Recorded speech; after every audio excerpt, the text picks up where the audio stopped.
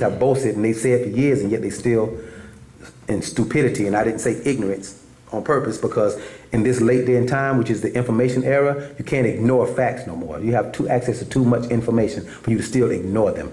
So I go ahead and categorize it as stupid. Stupid being stunt or stunted, not growing. Because they have a statement in their religion that says, ye shall know the truth, and the truth shall make you free. And in that statement, it has two implications. I've said it before, and I'll keep repeating it. The first implication says, ye shall know the truth, implies that you don't. So when Jesus said to them, ye shall know the truth, his implication to them was, you don't know the truth. And if he says, ye shall know the truth, he put it in the future tense. 2,000 years ago, putting it in the future tense. Ye shall know the truth, and the truth shall make you free. The second implication in ye shall know the truth, and the truth shall make you free, the second implication is, you must be a slave. If he says you shall know the truth and the truth shall make you free, then you're a slave. And if the truth have to free you, then you must be a slave to lies. Makes sense. And as a result of that, our master teacher has explained that all I came to do was set the whole record straight and tell you all the truth, regardless of how bitter it sounds, regardless of how much it hurts your feelings, regardless of how much you don't like it. All he came to do is tell people the truth. And to date, no one has been able to come forth and say, aha, you lied.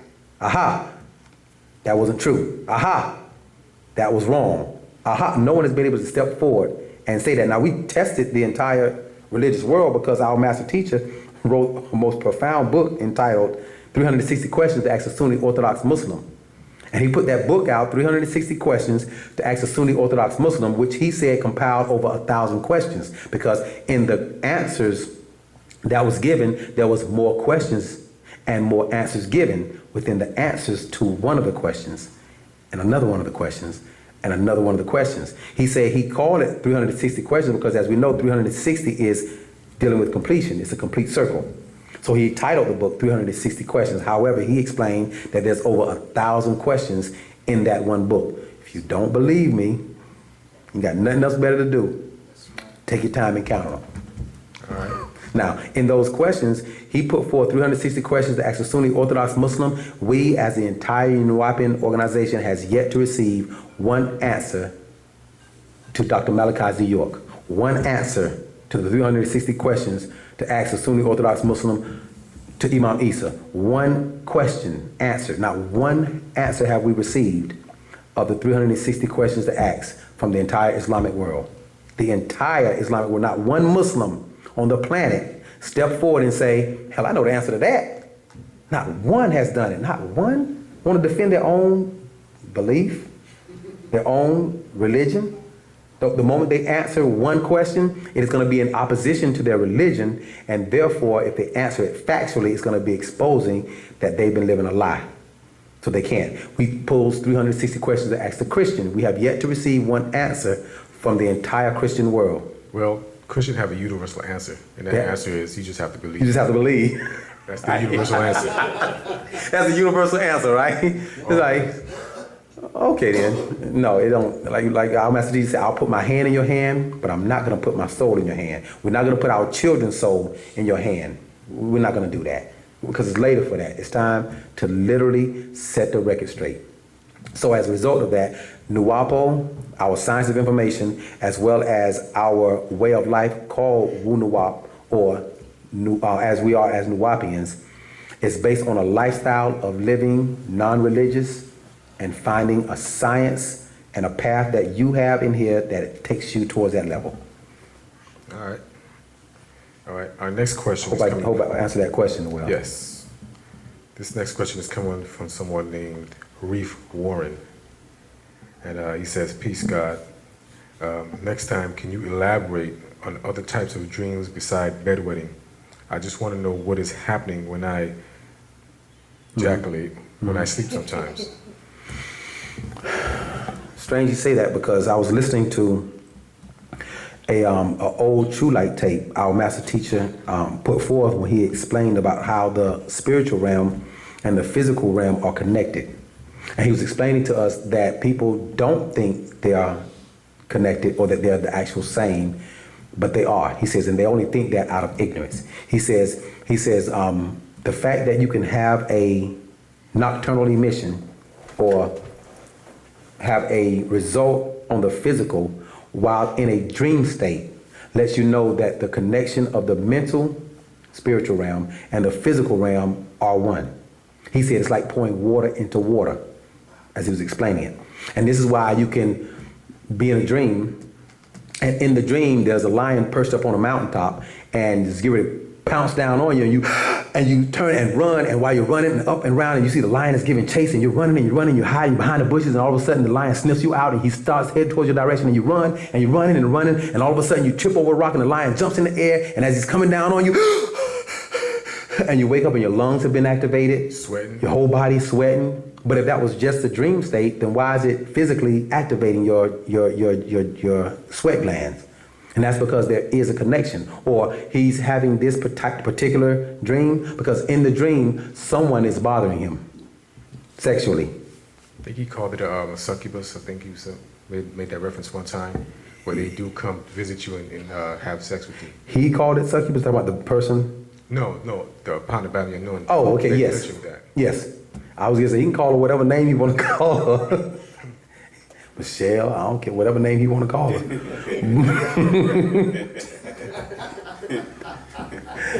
Oh boy. But that's what's happening with it. There's actually, and this is one of the reasons why our master teacher explained to us about us having to perform our own exorcism.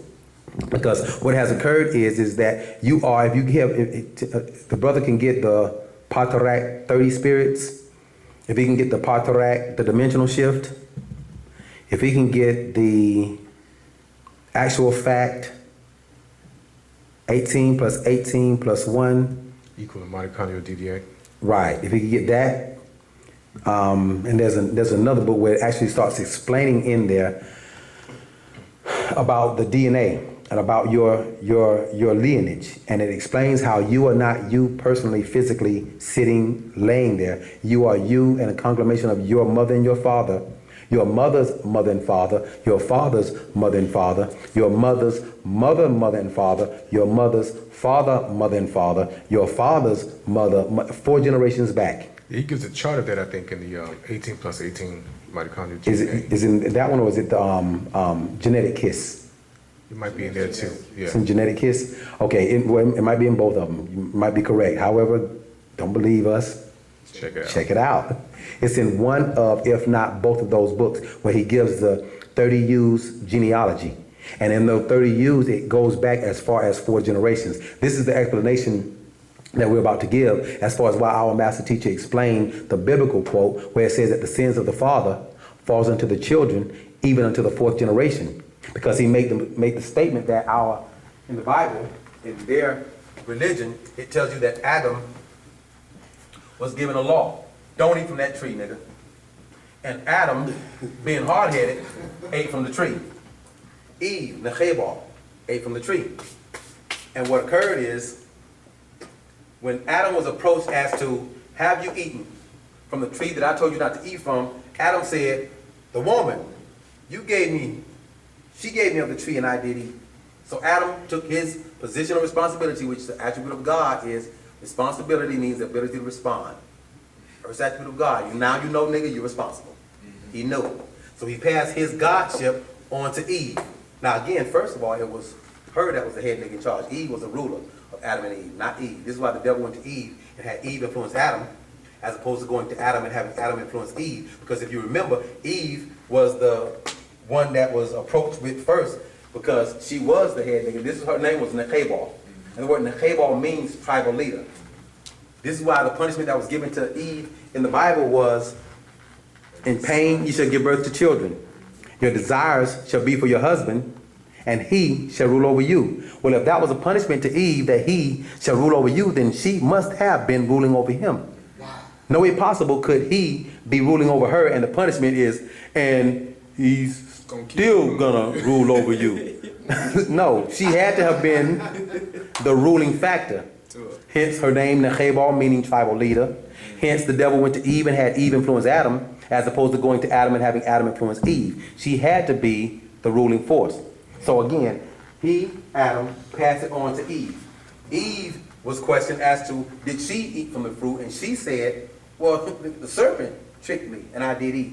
So she took her position as a god, passed it on to the serpent. You wonder why the devil is ruling today. Ooh. Everybody made the serpent their god.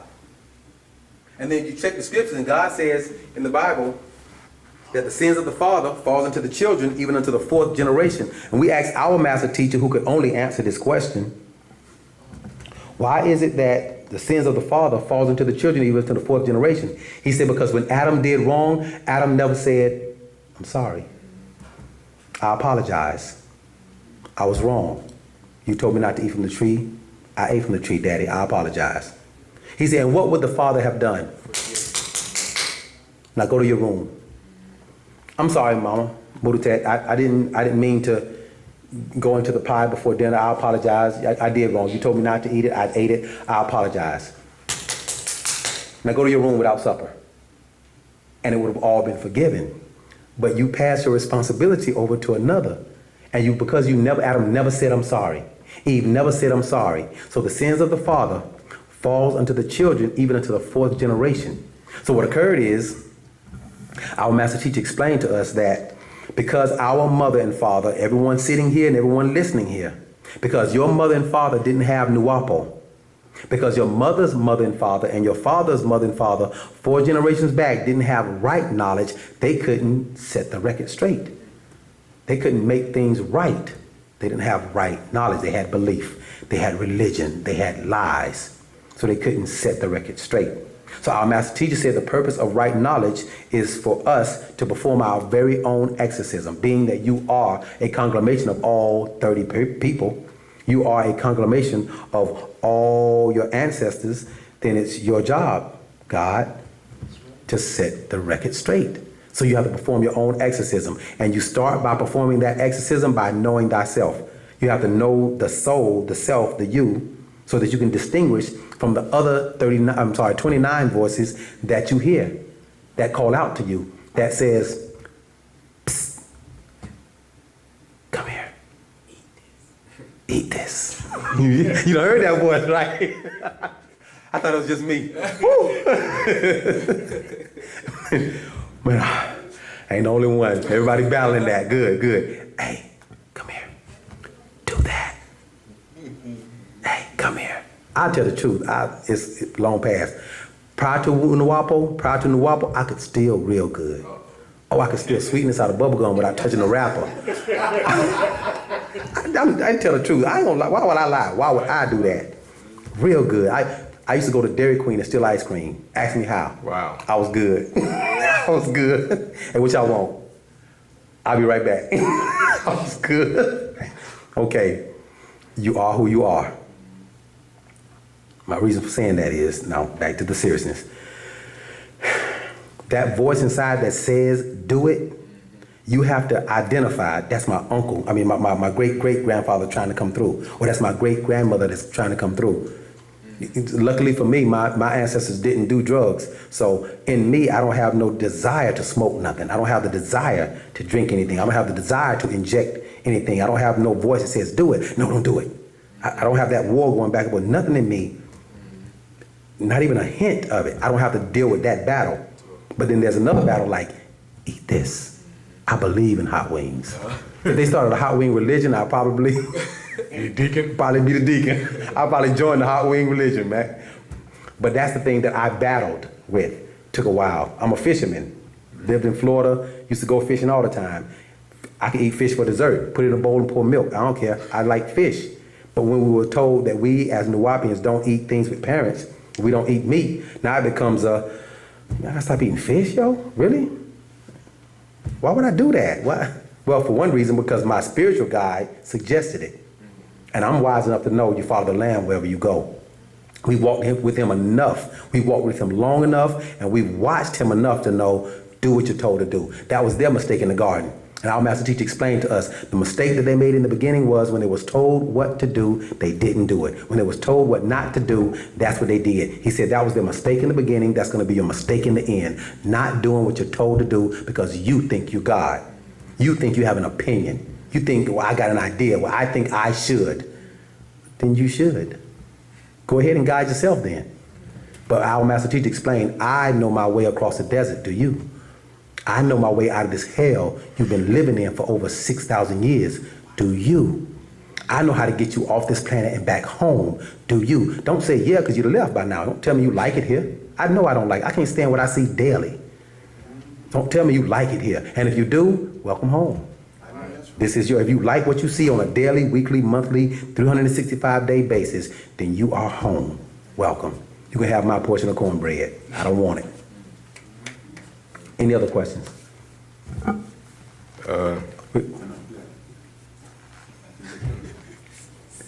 Any other questions from the audience? Any other family? All right, okay. One of the things we can do, family, for ourselves is our master teacher explained to us with all the books that he's written, recorded in the Guinness Book of World Records as a man that's written the most books in a lifetime. Surely you haven't read all of them.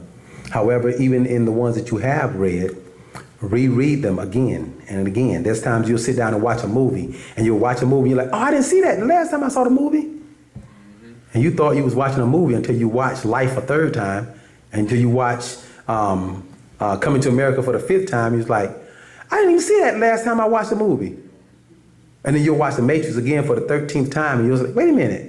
I don't even remember that part in The Matrix when she threw the knife at the door, and I don't even remember seeing that part. It happened so quick because you blinked at some point and missed it. Or someone said, hey, you want this sandwich? Yeah, give me that, bring that over. And you didn't think you missed anything either valid, I'm gonna use the word valid loosely, in the movie. However, at some point in time, reading it, because we are to the degree that we are, and I have to say that, to the degree that we are forgetful beings. So all times we'll read the entire Patarak, and then that human nature crept in and we forgot something. Or we read an entire actual fact and that human nature crept in and we forgot something.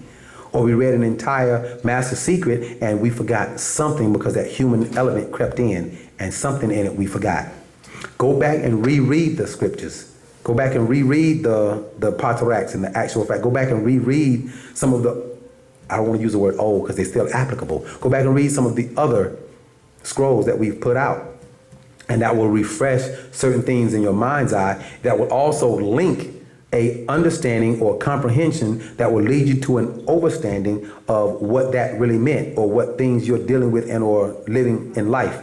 And that will pose you to even at times come forward and say, yeah, I got a question because I was reading Man from Planet Rizq, and that book, it said something in there about the Philadelphia experiment, right? And now your mind is clicking because now you're smarter. You've heard more, you've taken in more information, you've been able to process some of this stuff, you've been able to store it into files in your mind and clear up space so that you can now say, now let me card catalog it and make some sense out of this stuff right here. You'll start filing it in your mind. Your mind will do it for you. It does that. You have three minds. Remember, you have the conscious mind, subconscious mind, and the aware mind. That aware mind will start, it will file it for you. All three of them will file it. But that aware mind will find the information. It's the mind that when you have when you're talking about something and you say, yeah, man, and me and I can't think of the boy's name, man, but anyway, we was getting ready to go to and while you're talking about what you all did and what fun you had while you was there and who you saw while you was there, and oh, that's what John, that's who it was. That third mind was, wait a minute, nigga, I got it, wait a minute. Boom, got it. That third mind searches that information out. It's logged. You didn't forget it. You just didn't access it as easily or as fast as you normally did or normally would, speaking about John. If I'll go back and reread, do that for yourself. Don't do it for me. Do it for we. We are one. Do it for you. Go back and reread something because you still have the responsibilities of waking up other souls and informing people. At some point in time, somebody's going to say, what's your religion? Or at some point in time, somebody's going to be sitting next to you on a bus, a train, or even in a restaurant somewhere waiting to order, and they're going to say something stupid like, Lord Jesus, help me, Lord Jesus. And you're going to say something like, this lady say, Lord Jesus, help me one more time. I'm going to have to say something. It's like, Jesus, can y'all go anywhere? And you go, ma'am, Jesus is not going to help you. And then all of a sudden it just came out. And then that's the conversation. And then somebody's going to hear you. Or there's like an incident. I took my daughters to the bank with me for a transaction. And I was telling my daughters, Wu-nuwaupu, that after I finish this business in the bank, I'll go and get you all something to eat. I said all of that to my daughters in Nuwapi. So there was a lady that was in there, elder, and she said, baby, let me ask you a question. Now, mind you, I'm speaking Nuwaupu, but I look like this nigga speaking Nuwaupu to my daughters. All my daughters look like just Atlanta girls.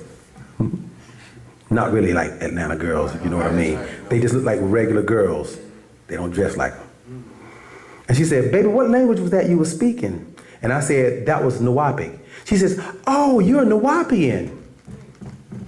That was such a very beautiful feeling in my chest because our master teacher explained to us that you go into a Chinese restaurant to order food that is not Chinese. That the Chinese, they themselves don't and won't eat. You won't never see a Chinese. Have you ever once, you've been in a Chinese restaurant, let's say 100 times this year, have you seen one Chinese person in there eating? Have you seen one in there ordering? I haven't been there with you. I'll put $100 on it. You've never seen one Chinese person in a Chinese restaurant ordering food. You've never seen it. Tell me you have and tell me the God honest truth. I'll give you $100 right now. That's my point. Never seen it. You won't see it. They do not eat it. So now, back to what I was saying.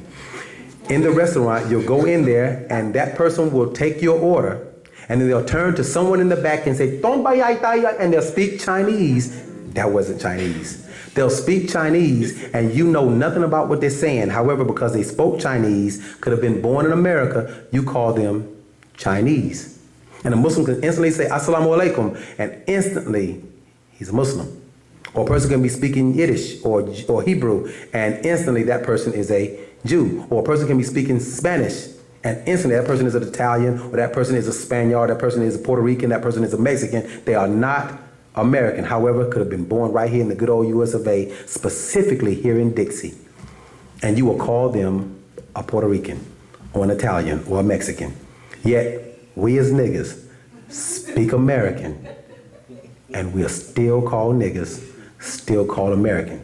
Our master teacher explained to us that the moment you start speaking your language is when people will know you're a Nuwaupian, and you will no longer be a nigger. You will no longer be an American once you start speaking your language. So when she says, oh, you're a Nuwaupian, I'm thinking, yeah. Matter of fact, I am. It's like, I'm a Nuwaupian. I'm like, wow, I'm not a nigga no more. And an elder recognized it. She said, baby, my daughter was a Nuwaupian, or she said, is. My daughter's a Nuwaupian. I ain't seen her in a long time, but I know I remember her mentioning the word Nuwaupu to me before. And grandma recognized you're a Nuwaupian. And I'm thinking, that's a beautiful feeling. I'm not a nigga no more. And I'm thinking, I'm a Nuwaupian. So in answering the question also that the person asked earlier as far as how do you become a Nuwaupian, speak our language. From our master teacher, one of the explanations of how to be a Nuwaupian and that you're a Nuwaupian also when you're speaking your own tongue. People in China speak Chinese. People in Russia speak Russian. People in France speak French. People in England speak English. People in America speak American. They don't speak English. Nuwaupians, though we're here in America, we should speak our language because also this is our land. It's a matter of time before we kick everybody the hell off of it or get rid of them some other way. We'll talk about that later. Any other question, family? All right, this next question is coming from Stephen Cole. He says, were the Natiru aboard Nibiru because I was under the impression that Nibiru was in search of gold to repair Rizq when it hit Meldic and Earth. Okay, say that one more time. He says, were the Natiru aboard Nibiru because I was under the impression that Nibiru was in search of gold to repair Rizq when it hit Meldic and Earth. Mm-hmm. One thing he has to have to factor in is some of the information that he's asking about, he's crossing it between the Holy Tablets, Pa Gadush Lohat, which is this particular book here, our master teacher wrote, a renewed scripture. And in there he explains about the journey that the ship, or that a ship, Nibiru, took in its journey to collect gold, to gather gold. Excuse me. You have to factor in that there are many ships called Nibiru. Just like the United States has ships, and they call it the USA, USA 413, let's say. That abbreviates United States of America 413. And they'll have a USA 414, and then a USA 415, etc. There were many ships called Nibiru. You follow? The Nibiru is also known as a crystal city or a mothership. It wasn't just one. And that crystal city or that mothership, to be considered a mother, you have to have, say it with me, children. So the crystal city or the mothership has smaller ships that dock out of it. And these smaller ships travel also intergalactically with the ship. When it actually is moving or spinning, Nibiru looks like an orb. It looks like a circle. When it stops moving, it looks like a square, a cube. You follow? This particular ship did have those beings on it. However, you got to remember that is just simply another title to the what is it, the Natharu on it. That's another title. Your ancestors, that was another title to the beings that was on it. They came from their planet Rizq. Rizq is planet. Let me set this up.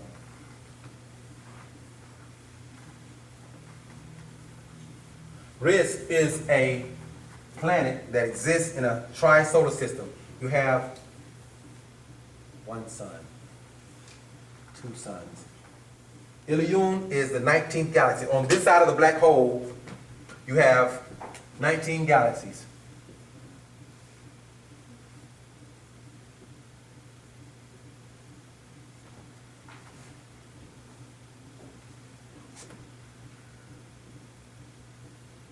On this side of the black hole, you have 19 galaxies. We reside here in the 18th galaxy, also known as the Milky Way. The galaxy, the 19th galaxy, is the galaxy Ilion, or El Ilion. In the Quran, it speaks about El Ilion. It says that the records of good deeds are kept in Ilion. And what will make ye perceive what Ilion is? Yet, nowhere in the Quran does Allah explain to the entire Islamic world what Ilion is or where Ilion is. At no point did the entire Islamic world ever know what Ilion is, which was one of the 360 questions to ask a Sunni Orthodox Muslim. They never knew. Yet the Ilion is mentioned in the Quran for the entire Islamic world. Ask me where, I'll find it for you and show you. I have it marked off in my Quran. But at no point did they ever know that the galaxy Ilion is in fact, indeed, a galaxy. This particular galaxy is a tri-solar system. Tri-solar system meaning it has three suns, Utu, Apsu, and Shemesh. Okay, and Rizq, which Rizq is R-I-Z-Q. Rizq is a planet that sits in the center of the tri-solar system. So it doesn't get night, but once every, and I'm not going to say because our master teacher explained to us when, I can't remember. He says, well, does it actually get dark, being that it sits in the center of a tri-solar system? He says years, and he mentioned the length of time, but not daily, not weekly, not even monthly. It's another unit of measurement of time, which I can't remember. Some notes I took way back in the mid-90s. He explained to us, but I can't remember specifically. However, he explained to us that they actually move the suns. Like ours, the planets revolve and move around the suns. He said, not for that one. And he mentioned that Rizq is a very large planet, and it has 3 continents, only 3 continents, and everything else is water. Zarantu, Taranuriya, and Kusmas, exactly. So these particular 3 continents are the only 3 that is in this particular, on this particular planet. And that the galaxy of Ilion has 3 suns, 19 planets, 38 moons. That at one time Rizq had 2 moons, one was destroyed. The beings left their planet, Rizq, Razaku. The word Rizq is the word means to razak, or to provide. That's what the word Rizq means. The word razak.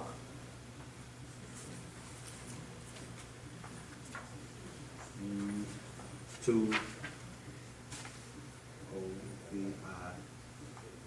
If you do some research, you look into the 99 attributes of the entire Islamic world's God. Their God Allah is said to have 99 attributes. These 99 attributes are simply titles or names that Muslims call their God.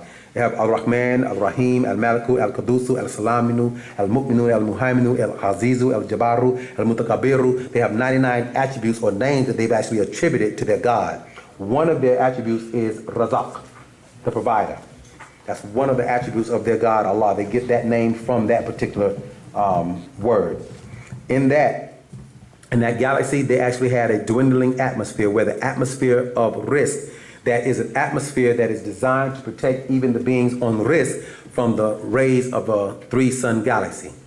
So just here, just like we have an ozone layer, it happens when you have ultraviolet rays from the sun making contact with oxygen, and it forms a barrier that is known as the ozone layer, keeping the ultraviolet rays from going through, because oxygen, of course, mixing with it creates this ozone layer.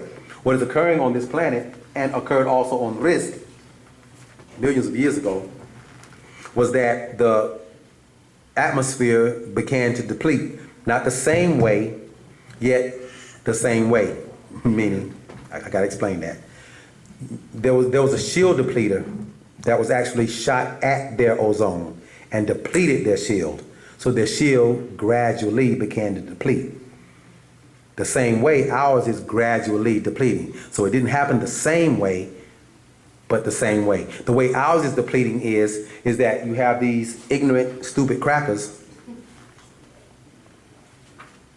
that is destroying this planet. And they don't care because they keep shuttling things and people out of here and trying to find a galaxy and a planet they can live on, because you can't reverse the greenhouse effect. So what has happened is that you have a certain amount of oxygen that is supposed to radiate up to help with the ozone layer, and because they keep cutting down trees and keep cutting down forestry and keep cutting down rainforests and keep cutting down, you follow, they're actually not having an amount of oxygen to produce the ozone layer necessary for this planet. So the planet now, the what is it called? The ozone layer now looks like Swiss cheese. It looks like it's holes, it's porous. If you remember in the Holy Tablets, in the back of the Holy Tablets, and there was in some of them, I think some of our earlier editions of Pt.2, the Holy Tablets, had the 7 thunders, the later versions of the Holy Tablets had the 7 thunders in the back, and the earlier copies of our Holy Tablets did not. In there, it mentions the ozone layer being depleting. See if I can find which particular thunder that was. Here we go. It was the second thunder. It says the 7 thunders have been recorded by the ancients for thousands of years. By the Hopis, the Yamasis, and the Nuwaupians have logged these thunders as a sign of the coming of a new planet, Nibiru. The coming in of a new era, the sign of the end of the present world ruled by evil, and the resurrection of the ancient mysteries of Egypt, Atlantis rising again in the heart of Georgia, in a place called Wahani. These signs are the signs of the times, recorded by the ancient Nitiru of ancient Egypt and passed down through time. They are called the thunders, or the plagues. The very first one, and I'll just read the first and the second one. The very first one is the first thunder: much starvation, sickness, starving children, homelessness, and diseases. This already passed and continues. The second thunder: the sky becomes sick with holes in it, ozone layer depleting, that looks like sores, lung diseases spread, breathing problems occur, green mist coming from holes, polluting water, growing deformities, bacteria in the water, little devils. Sea animals began to die. Fish are trying to get out of the water. Water becomes death to them.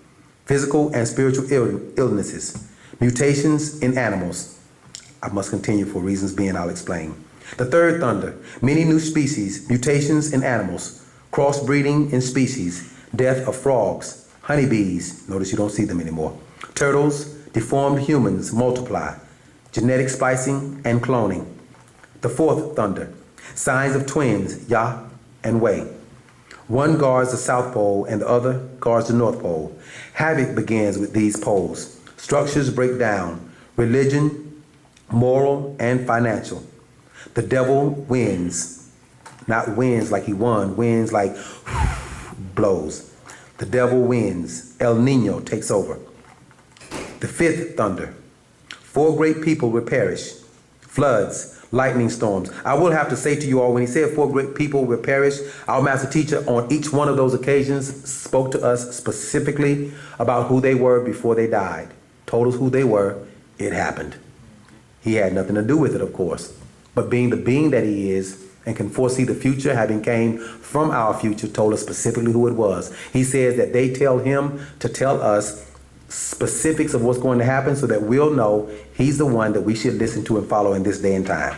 So he pre-informed us of these people, these occurrences, everything specifically. When he tell us there will be 12 tornadoes to touch down in such and such place, it happens. When he tell us this person with Princess Di is going to die, I didn't say that as a joke. The Pope is going to get shot. He started naming people. He started naming people that's going to get killed. It happens, and we automatically know no way possible could he have known that unless he knew that. Meaning, our master teacher explained to us that to know a thing is after it has happened. You can't know what's going to happen in the next 5, 10, 15 minutes, or 5, 10, 15 days, weeks, months, 5, 10, 15 years. He says, I am from 76 trillion years. I have 76 trillion years of knowledge in my head. I am 100,000 years from your future and have come back to warn you. So 100,000 years from our future, I can tell you what's going to happen tomorrow, specifically. So we was pre-informed about that. Where it says the 4 great people will perish: floods, lightning storms, tornadoes, landslides, hurricane, hail in the summer, forest fires, children killing children, children killing their parents, rampant insanity and murders, an upsurge in drug addictions and demonic rivals parading themselves as righteous. El Nina, the little girl, will come. Here we go. 6th thunder, changes occur. The star people return. Signs in the skies, new planets, new galaxies, meteorite storms, climatic alterations, global warming, spiritual revivals, the presence of divine, the disregard and the disrespect for present world government. Sounds like that's where we at now. Sound like that's where we at right now. Notice we at the 6th thunder, he's mentioning that. Disregard and disrespect for present world governments, plural, not one, plural. Leadership and politics. 7th thunder, the end of the world as you know it, the year 2003. He also mentioned to us of those times that there were also going to be rapid insanity of children killing their parents. If anyone caught the news today, you found that they shot some children in another school in, was it Missouri? Is it Missouri? Washington. It was Washington? Yeah. Okay, appreciate it much, Elder. Tawatek. In Washington, they shot, that's right, it's Washington. In Washington, Seattle, it was in Seattle? Seattle. Okay. You used to live there, didn't you? Yeah. This is the only brother I know from Alaska. That's cold. Like, how you... Anchorage, Alaska. Like, how you do that? He explained that children was going to start killing children, and children were going to start killing parents, and it went rampant today. He told us, take your children out of school. It's not going to be safe for them. That's not to say that if your child is in there now, that he won't be safe by the end of the day. That's simply to say, give it time. Oh, If you dare. For us to homeschool the children, I think you're saying. Right, you're supposed to homeschool our children. Do you really trust putting your child, for one, in their Sheol, hell, school, while they're taught by the devil? I'm sorry, I take that lie back. I apologize, I said taught. While they're educated by the devil. There's a difference in teaching and educating. And I'm glad we have a child in the class, because I need you to know that when your Wu-nuwaupu take their time, which is your time, to teach you, they are literally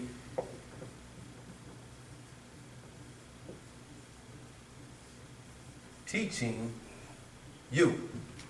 Your Wu-nuwaupu is not,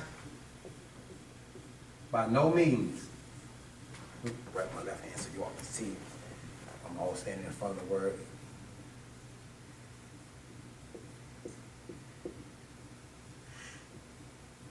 Or I'll use the word here.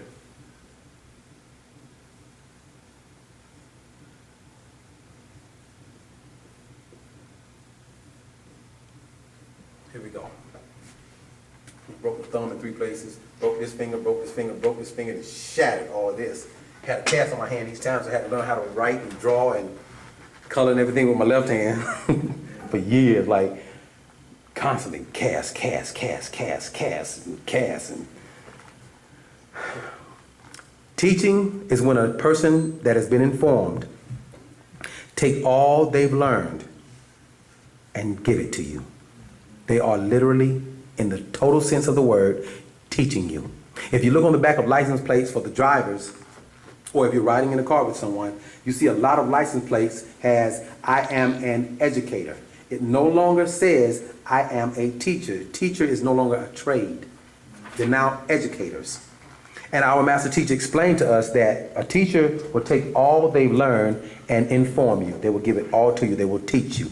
The educator will take and edit out what they don't want you to know and dictate to you what they do want you to know. So they edit out what they don't want you to know, dictate what they do want you to know, and that's edited, dictate, educate. They educate children, which keeps children still in the dumb mind state. Dumb meaning don't know. Don't eliminate the ability to know, but it means don't know. Keep the children in the dumb mind state so that they can one day graduate and get a diploma and get a job. But never do they teach them how to start a business. We want you working for. We don't want you employing others, because now that makes you the God of anything or person in control of another thing or person is God. They don't want you to become God. You follow? So, with the children now going to their schools, the potential, the possibility, the probability of harm coming to them in those school systems is where it's dangerous. Protect the family, children. Please protect your children. They are our generation. They are our next line of life. I keep having birthdays. I ain't grew a gray hair yet, but it's coming. 46 years old. Give it time. Look like elders sometime next week. Look like our elders in here. All right. Any other question? Yeah. His next question is, why would the Rizqians send the Anunnaki to search for the gold and not the Natiru? Say it one more time now. Why would the Rizqians send the Anunnaki to search for the gold and not the Natiru? It will take someone taking the names. You have to remember titles. You have to remember titles. I'm going to go into the Bible just for a little bit. And then come out of it. Because in the books of Genesis, let me find it. Reminds me of a class. Our master teacher was explaining about how he's never read the Bible. He says, being that they talk through me to you, whenever I need to tell you all a biblical quote, he said they flash the biblical quote in front of his eyes. He says, and I see Genesis 1st chapter 18th verse. So I say Genesis 1st chapter 18th verse. And if they want me to tell you all the quote, they show me the words and I read them. He said they flash them in front of his eyes. He said, I've never read the Bible. I never studied it.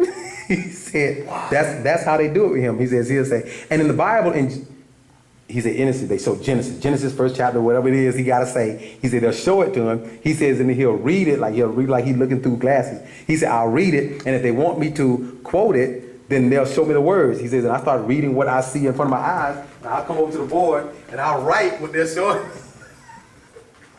He says, it took him 3 seconds to learn everything there is to know about Islam. He says, and I mean that literally, 1, 2, 3. He said, and they downloaded everything that could ever be learned or known about Islam in his head in 3 seconds. Yet it's been about a minute and I ain't found this one. That lets us know we have a master teacher on our hands and I'm not he. Where's that? There's a biblical quote where it says, and there was not yet a man to till the soil. Bingo, found it. Genesis chapter 2, 5th verse. So 2nd chapter, 5th verse.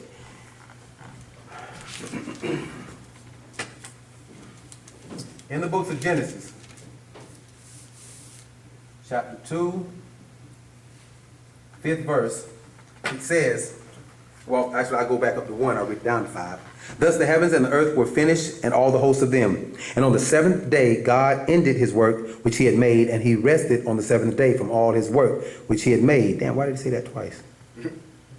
And God blessed the seventh day and sanctified it, because that in it he had rested from all his work which God created and made. That's 3 times. Didn't he just say that 3 times? See, I ain't read the thing either. Putting a plug in for the Sabbath. Is that a speech? That was what now? Putting a plug in for the Sabbath. That's what that is? Okay. And in the 4th, say again? Is that a speech impediment? It's a speech, it sounds like a speech impediment. I can show you another one in Matthew. It's real crazy. Matthew 24th chapter. We'll turn to it. Somebody remind me. We'll turn to it. These are the generations of the heavens and earth when they were created in the days that the Lord God made the earth and the heavens. The earth plant of the, and every plant of the field before it was made in the earth, and every herb of the field before it grew. For the Lord God had not caused it to rain upon the earth, and there was not yet a man to till the ground. But there went up, etc. Where it says, and there was not yet a man to till the soil, that means one of the purposes of man in Genesis 2nd chapter was to till the soil. And our master teacher explained that the purpose, or one of the purposes of them creating man in their image and after their likeness, is because they needed what was termed then as anybody remember the term that they were called prior to being called man or human? Start with the letter L. Lulu. Right, exactly. A Lulu. Keep going. Amilu, right. A Lulu Amilu. And Lulu Amilu, which meant primitive worker. That they actually created this being as a primitive worker because the beings that traveled through the galaxies in search of the gold were scientists. They were thinkers. They were not laborers. They came and found the gold on this planet by accident because while traveling through this galaxy, they destroyed the planet Meldek, spelled M-A-L-D-E-K. There was another planet that existed in this solar system, right where the asteroid belt is at in this galaxy. That is the remnants or the remains of a planet that once existed there. They accidentally destroyed that planet and the beings on that planet. When they destroyed it by accident, because it was moving at the speed of light, 186,272 feet per second, while they was traveling through this galaxy, bumped into that planet, destroying it, actually hit it twice. And destroying it, the beings that were on it were water beings. And the nearest planet that had water was Earth. They had a lot of water. Then Neptune. Neptune had a lot of water. That's why it's called Neptune. However, Earth being closer. Well, when they came to bring those beings from their planet, destroyed, mind you, to this planet, they brought them aboard the ship. Our master teacher explained that we brought them on our ship, on the Bible, and showed them screens of the flight and how it happened and how it wasn't done intentionally, how they didn't intentionally destroy the planet. However, the beings that survived the attack were warriors, and they was in water. They was in the water at the time. All the land beings were killed. He says, but they was warriors and they was looking for a reason to fight anyway. He said, though we showed them specifically, like you put in a DVD and rewind for, okay, here's what happened, watch. And then here we go, and then right here from the top of the screen, and then he said we showed them how we accidentally bumped into their planet. It was not an attack on the planet. He said they wanted to fight anyway. He says, so it says in the Bible that the Spirit of God hovered over the waters. He says we actually did that to drop them off in the seas here so that they can live. He says while here dropping them off in the seas, our ship detected gold, an abundance of gold in this planet. And then someone, while he was saying that, asked, well, you all have, because our master teacher explained to us some time back that the planet Rizq had 1,000 elements. He said, well, you all have just 99 elements on your planet. He said, we have 1,000 elements on Rizq. And someone said, well, why didn't you all use the gold on Rizq? He said, we don't have gold on Rizq. That's not one of the elements. He says, then why couldn't you use the base metals and convert it? And he spoke about not having enough to make enough gold to actually place as a dome or as a protection around the planet Rizq. He says if anyone knows that when the crafts was leaving Earth, American crafts, ships leaving Earth going into outer space, they was actually layering them in gold because it reflects the heat of the sun. Ships was getting up there and melting and getting up in there and blowing up in outer space. He said so they actually layered it. There wasn't enough gold. He said but this planet still to date is reaping gold. With all the gold that they keep finding and keep going, it's still producing gold. And this is why in the middle of creation, it says God stopped and said, and the gold in that land was good. He said, why would God say that the gold in that land is good? To imply that there's a such thing as bad gold. Or there's a such thing as fool's gold. Why would God in the middle of creation, in Genesis first chapter, second chapter, stop in the middle of creation and says, and the gold in that land was good? Well, there was not laborers, they were not workers, and they were not designed to dig for the gold. So they had to create a being, a primitive worker, a Lulu-amilu, to make the gold. So in answering the question, why didn't they? Because they were the scientists, they were the thinkers. And they were the ones that actually had a being created or beings created to do the work for them. Very similar to our master teacher was asked a question at one point in time, he being our master teacher, Dr. Malachi Z. York, being the warring angel that war on behalf of the Most High on the side of the truth. And someone asked him, why does Anu need a warrior to fight on his behalf? Why don't Anu make war against the devil? And our master teacher explained very simply, because Anu is not a warrior. Anu is an intellectual. He said he will talk you out of why you shouldn't fight him. He's a thinking being. And our master teacher then turned and said, but me, I love a good fight. He balled his fist up and he bit down in his front teeth. He says, I love a good fight. And I was like, my pops could beat your pops. Oh man, that was just felt good. But those beings had to be created for the sole purpose of tilling the gold. They were workers. That's why the Rizqians didn't. That's why the Nethiru didn't. Right, okay. And I'm going to read this also from one of our scrolls, number 94, is God and Extraterrestrial. We should have this also back on the table for family if you all want to get it before you leave. Please get it before you leave. Very informative. The Reticulans, Meldekians, were allowed to inhabit the seas and a continent of Rizq because the Anunnakis felt responsible for the collision with the planet of Meldic. Again, this is what we were saying about the craft bumping into the planet Meldic. They felt responsible for the collision with the planet of Meldic, so they took responsibility for these beings. The continent was named Darnuria because they were grateful to stay on Rizq. The Meldekians, the ones who inhabited the seas of Tiamat, Earth, however, were disagreeable, malevolent beings, or evil. When their elders from Zeta Reticuli and Draco came to tell them they owe allegiance to their own planet, Meldic, they, the Meldekians, rebelled and have been causing havoc and chaos on Earth ever since. They are still mad. From thousands upon thousands, before the white man, 6,000 years ago, thousands of years ago, they're still mad. They're still carrying a grudge from their planet having been destroyed. Knowing it was an accident, being told it was an accident, still carrying a grudge. Since most of their planet was destroyed, they felt that they should be given Qi, or Earth, the entire planet. The Anunnakis didn't agree because they wanted to get the gold. They couldn't give them the planet because we've been searching galaxy after galaxy for this gold, and all of a sudden this planet has it in an abundance. Nah, nigga, we can't. Sorry. We'll let you live in the seas, but we can't just give you the planet like that. We need this gold. So they didn't agree. They, the Meldekians, have been trying to wipe the planet of Earthlings and to take it for themselves. They are the ones behind the music that is killing you.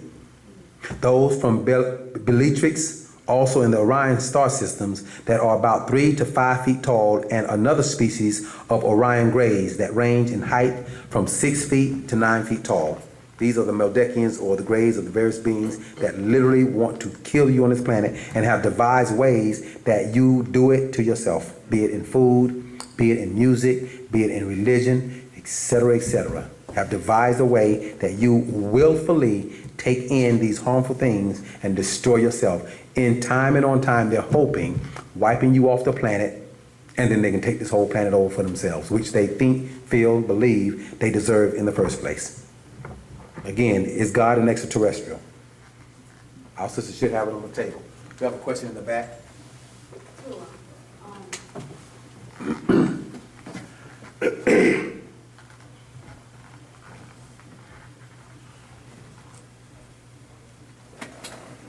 Had to. Had My to. question is, when you was reading earlier about the beings hovering over the water, is that the same beings from the first chapter in Genesis when it said, and God hovered over the, that's the same Tell, beings? same beings, same exact beings. That particular incident where it says, and the Spirit of God hovered over the waters, our master teacher said they was hovering over the waters, dropping off the Meldekians in the water. Seven Cole has another question kind of that fits into that. He said he wants to know, how does Humbaba fit into this? Wasn't he responsible for the shielded pleading on Rizq? And would he have been an ally with the Anunnaki? So why would the Rizkians send the Anu who sent the Anunnaki, or the Anakim? Okay, I'll start by saying the Rizkians didn't, don't, can't, won't send Anu. Don't send Anu anywhere. You follow? The beings that were known as those who were sent were the Anunnakis. Those who Anu sent down in groups of 50s to the planet Pleiadi, or Earth. Okay, these beings, the Anunnaki, those who Anu sent. So again, Anu, you don't send Anu. Now the question again, I just wanted to correct that. There's He no wants to know, sending how Anu. does Humbaba fit into it? You know, he's like, wasn't he responsible for the shielded pleading to Humbaba Right. on Rizq? And would he have been an ally with the Anunnaki? You know the answer to that one? Okay, I'll pass that question to my brother Atum Hutep Imreye Atum Reye. Tawad. Yeah, go ahead. Well, say the whole question over for me, please. He wants to know on the subject of the Anunnaki calligraphical gold and the Yeah. gold sheet pleading. He's like, he wants to know, how does Humbaba fit into this? Wasn't he responsible for the shielded pleading on Rizq, and would he have been an ally with the Anunnaki? Okay. What happened is, when my brother was reading earlier, what page was that on Heart Touch, sir? That was on page 91, I think. No, that wasn't on 91, was it? It was 94? Okay, it was, okay. Let's read this again. The Reteklan Meldekians were allowed to inhabit the seas in the continent of Rizq because the Anunnaki felt responsible for the collision with Meldek. So they took responsible for these beings. The continent was called Daughter Tina, right? Because they were graceful to stay on Rizq. Now, you got two different, when you say Meldekian, that's just another species of reptilian that came from Maldek. The other one came from Dracos. You know what I'm saying? This is where you get the word draconian from, right? And new of them are from Dracos. But they were never allowed on Rizq. Only one that was allowed on Rizq was the Inkyites, not the Enlilites. Even though Enki is the son of Anu, he was not a pure blood because he has, like I said earlier, he's half Meldekian, half Draconian. Like he said, my brother said earlier, the word Anunnaki is not a species, it's a title, it's an event. Those that Anu sent to Earth in 50s. You know what I'm saying? Anu would never be called an Anunnaki because he's the one that gave the order to go to Earth to get the gold.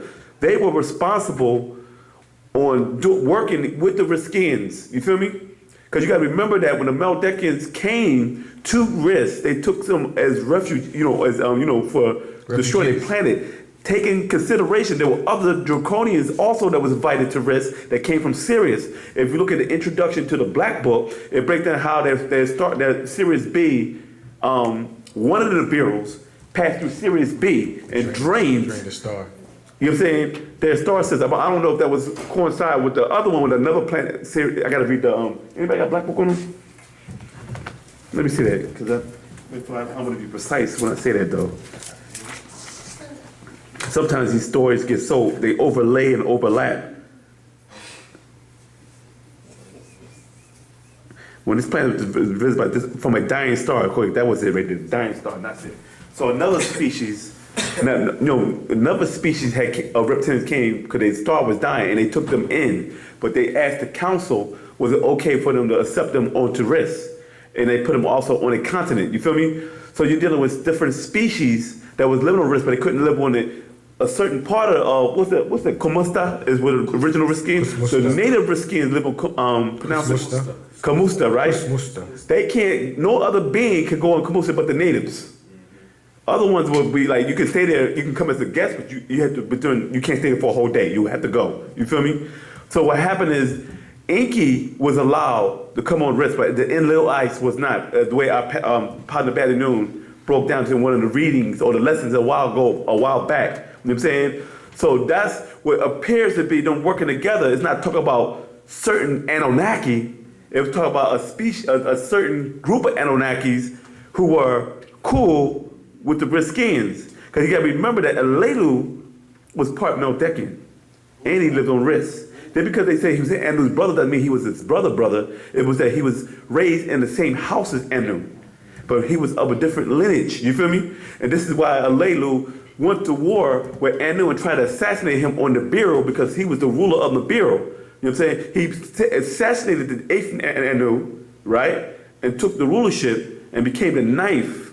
But what happened is the council on the bureau said, no, you can't be. So they were supposed to order to kill Alelu. So Alelu and his family fled from the bureau and went to Mars and set up an empire there. You know what I'm saying? Civilization. And later on, they left Mars and came down to Earth and started Pumapupu in the ancient Egyptian Mayan culture that was in South America. And then what happened is when he was mining gold, right? Because Alelu lived in the waters in that area, right? So when Inky was coming in there, you gotta remember that Inky's not only, he's Alelu's grandson through his mother Id, who was married to Anu, he was also married to his aunt, so-called Id's sister named, what's her name? Damkina. Damkina. You know what I'm saying? Whose name was known as Ninki, who was given to Inky from Alelu to bring the pack because that was Inky's family also on his other side. You hear me? But what happened is when he came to Earth, according to what our master partner Babylon broke down in the lessons, he said that Inky was impressed by the newly cloned beings and created beings that Alelu created there in South America. You know what I'm saying? And what happened is he had a lot of gold, so he impressed Anu to make a peace between the two. So when he came down, and Lil, who was jealous and mad, instigated, said, "Oh, this guy, who gave him the right to be a deity?" You know what I'm saying? And then they was going to kill him. So Alelu fled the earth and they destroyed those areas with great balls of fire that the ones you find in Mexico. In this book called Great Balls of Fire Cast the Earth, they talk about these big giant steel balls that was found all over different parts of the country where they were used to rain down and destroy these ancient civilizations and the people. You know what I'm saying? So the Anunnaki, so the Rizkians is all titles. You got Rizkians, then you got native Rizkians, then you got Rumadian Rizkians, then you got Meldekian Rizkians, then you got Draconian Rizkians, you feel me? That was living on Rizq. So when the Rizkians, like I said earlier before, these were scientists who were being attacked by other beings, so they came and bred another warrior class from out of them, which is the Dengir, that was under who? Inky, who actually stopped following the ways of the Anunnaki and followed the ways of the Natharu. That's why Enlil got mad at Inky, and one of the lessons called the Natharu in the Anunnaki, which is a lesson where they left Mesopotamia, and it was Inky, Murdoch, and Nabu who left and came into Africa. If you read the book called Modern Cotton and DNA, it breaks down how Inky came in and got the formula in order for them to create the Adamite race, to be able to stop the leprosy from taking over the cell replication centers, right? If I'm not mistaken. You know what I'm saying? Because they couldn't reproduce because leprosy kept taking over. So Sakumtet and Ptah, you know what I'm saying, who came up with the formula 49,000 years ago, Sakumtet, who actually came up with the formula 49,000 years ago, gave them the formula on how to correct the genes for them to be able to mix in with the Adamite race, which is the Pleiadians needed that formula, you know what I'm saying, for it to be a food source for these Anunnaki. You know what I'm saying? Okay. So when they talk about the Rizkians, why would they? The Rizkians, that was when the Inky side was mining the gold for Rizq, because they had other reptilians or draconians or Meldekians who lived on Rizq also and didn't have problems with the natives. It was just certain ones who felt, though, I should take over. The same way a Caucasian will come to America and say, we come in peace. We make treaties, right? But that treaty doesn't apply to your descendants, because descendants might not see things differently. Well, I feel as though I should take America. I should take Africa. I should take the Caribbeans. But they might have came there on a peaceful mission first and give little trays, and here's a mirror, and here's some gunpowder, and here's some soup, and here's some mirrors, and what's the main thing? Some wine. You hear me? Alcohol. We call those his offerings. You hear me? Can we be friends, right? But then the grandchildren or the son is saying, once I turn it back, I'm taking their stuff. Because they got all the natural resources that we need to survive. It's either us or them. And this is how these certain beings were feeling. We want to take over this too. You feel me? Okay. On that note, when you talk about the scientists, I remember the master teacher imparted on us. He said, the native Rizqians don't believe that we exist because he said because only the scientists came here on Rizq. Right. So to the native Rizqians, we're like a myth. They don't think we actually exist. But the scientists, he said, the scientists know because they were Because here. they're the ones that are responsible for the creation and for the genetic manipulation in order to create hybrids. So these certain beings who were sent here to work can incarnate into the flesh to do the work because they couldn't do it in their original form on this planet because it's not conducive to their form. So they had to terraform the planet, then create a hybrid, which you call an avatar, in order for them to survive here on this planet. You feel what I'm saying? This is why that, why was this, I just had it on the top of my head. This is why, oh wow. This is why certain beings will mix in with certain other beings in order for them to survive on this planet. Okay. You know what I'm saying? All right. Our next question is from someone named Christopher McLeod. He says, hello, my name is Chris. I was watching Wu-nuwauap question and answer class, the one from this month, the third, part one. He said the brother was briefly explaining how the Caucasoid race came into existence. I am new to the whole Inky and Enlil story and the Yaqub and Ishmael story. So my question is this, where does Yaqub and Ishmael story take place? The Yaqub and Ishmael story, we deal with the lesser mysteries in the degree of Christism, in the degree of Mosism. Well, really the degree of Mosism, because we deal with the Old Testament anyway. You know what I mean? When we deal with the degree of Mosism, right? Those stories of Yaqub and Ishmael will be equivalent to the Jacob and Esau, or the Donijai and Solomon story, and the Cain and Abel, the Set and Osiris, Enki and Lil. This is what we call the conflict of the gods. Because the whole thing dealing with, the two brothers always at war, like Shalom and Shakar. This is the story of Bess and Batah. So this is showing you that how it's always a rivalry between the two brothers. Okay. But the way he's answering, I think he's talking about where, and he says, where does it take place? I think he's wondering, like, how we were saying how it takes place before the Talmud was created, or this is the process where the whole Talmud story is created. See, what happens is when you're dealing with a master, like as I mastered Pablo Noon, he has to go and can perform intricate surgery. You know what I'm saying? Where you're so indoctrinated with religion that he had to give you what you want, which is religion, so you want what he had to give, because when he gives it to you in the real form, people say, well, what about Isaac and Ishmael and Jacob? And, so Pop had to break it down to you biblically so he could bring you up to speed of where it came from originally. You feel what I'm saying? So the Jacob, the Isaac and Ishmael, right, story was stuff that was actually plagiarized, but we understand what it really is when we go into the lessons on, on Tuesday nights when Pop actually removes the veil and actually shows what really happened. Right. You know what I'm saying? Because when we talk about Moses, we really talk about Moses first. When we talk about Noah, we really talk about Sneferu. You know what I'm saying? And Huni. You know what I'm saying?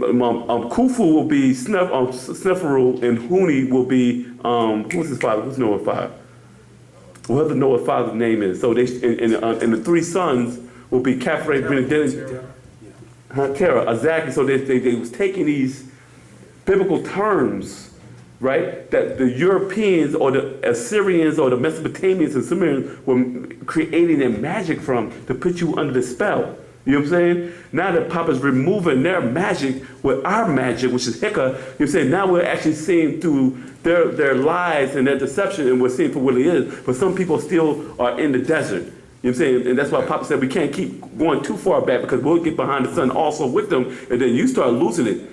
Instead of just like going with the patriarchs and the actual facts. You know what I'm saying? Then when you master those, then you can go back in these stories and you can actually see where the deception was lied at. This is why Pop had to break a spell with a spell. Okay. Yeah. All right. This question is from Shamari Alston. He says, what are the ancestors' names who we should call on for any and all things? He said, what ancestors? What are the ancestors' names who we should call on for any and all things? Your mother. Grandmother, grandparents. Your grandparents, or anyone who didn't cross over, that's who you call on. You feel me? Because I remember the master teacher said years ago, he said that people are always trying to overstep over him and saying, I'm gonna talk to Osiris. I'm gonna talk to Anu. You know what I'm saying? He said, you don't even know who you dealing with. And they said, we don't deal with you like that. So their whole thing was like this. If you want a connection with them, you have to get connection with your grandparents who already passed the other side because they are connected to them. You know what I'm saying? This is what the master teacher was said years ago. If you want a connection to them, you got to get connection to your parents. That's not on the side. When I say parents, it could be grandparents, great-grandparents, or the fourth generations. You know what I'm saying? So this is how you connect to them. Any other questions? No, If there's no more questions, we would like to stop the class, and we'd like to, no, just Noah's father, Lamech. Okay. He said Noah's father, man. He'll put it on. So we like to, we also have a new podcast called Racial Deception. It's in the back. It's a new podcast that came out. And for the viewers online, get that. It's a good book. Sure. You know what I'm saying? So, thank you.